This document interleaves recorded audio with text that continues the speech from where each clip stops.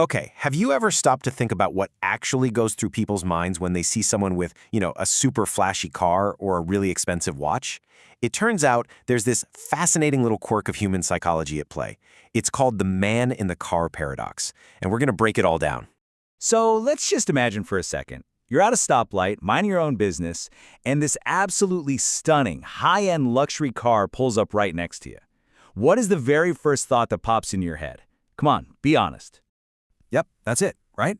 For almost all of us, our brain doesn't go, wow, that person driving must be so cool and successful. No way. Instead, it's all about us. We immediately start thinking, man, if I had that car. We see the shiny object and we just paste our own desires right onto it. And this right here is the core of the whole thing. It's so interesting. We all kind of assume that if you buy an expensive car, you automatically get a ton of admiration from everyone who sees it. But is that really what's going on? Or is something else happening entirely? All right, so let's get into the expectation versus the reality here.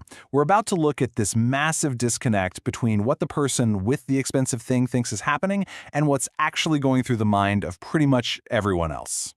You see, from the driver's seat, the logic feels pretty straightforward. They're probably thinking something like, when people see me in this awesome car, they're going to respect me. They'll see that I've made it. The car is supposed to be a loud and clear signal of their success. And boom, here's where the wires get totally crossed. Look at this. The driver's hope is, hey everyone, look at me, I'm amazing. But the onlooker's reality is, wow, if I had that car, people would think I'm amazing. You see what happened? The driver has become completely invisible. They're basically just a ghost, a placeholder in someone else's daydream. So this huge gap between what you intend to signal and what people actually see, well, it has a name. This is the man in the car paradox. So let's get a clear definition of what that really means. Here's the core idea in a nutshell. When you try to use wealth to get people to respect you, it almost always backfires. Instead of admiring you, people just use your stuff as a measuring stick for their own wants and desires. You think you're the star of the show, but you've accidentally become just a prop in theirs. And the psychology behind this is so simple, but it's incredibly powerful. You have to remember, we are all the main characters in our own movie. It's just how we're wired. So when we see something cool and desirable, our brain doesn't really care about the owner.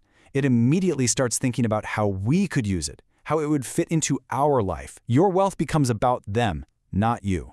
So what's the bottom line here? It's pretty blunt, actually. You spent all this money to send a very specific message, but that's not the message people received. You took on all the financial costs without getting any of the social reward you were actually hoping for. Okay, so if buying flashy things is a pretty terrible strategy for earning respect, what does work? What's the actual path to getting people to genuinely admire you? The answer, as it turns out, has absolutely nothing to do with price tags. Real, genuine respect isn't earned by what you own, but by who you are. Things like humility, kindness, and just plain old empathy. That's the stuff that truly makes people look up to you. So really, it's about a total mindset shift. The goal isn't to buy things just to get a thumbs up from other people. The goal is to quietly build wealth for your own freedom, your own security. It's about staying humble.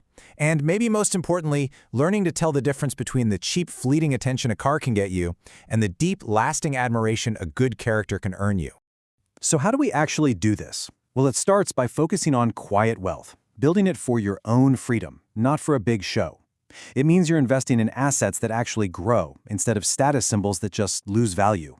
But really, it all comes back to that one simple psychological truth. You have to remember that everyone else is the main character in their story, not in yours.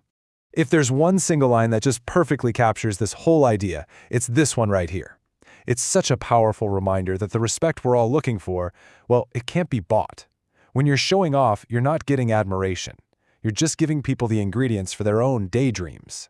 And that leaves us with one final and I think really important question to ask ourselves. In our own lives, what are we really trying to do? Are we trying to build this impressive facade of stuff to impress an audience that, frankly, isn't even paying attention to us? Or are we focused on building a character, on becoming the kind of person that commands respect no matter what we own? The choice is totally ours.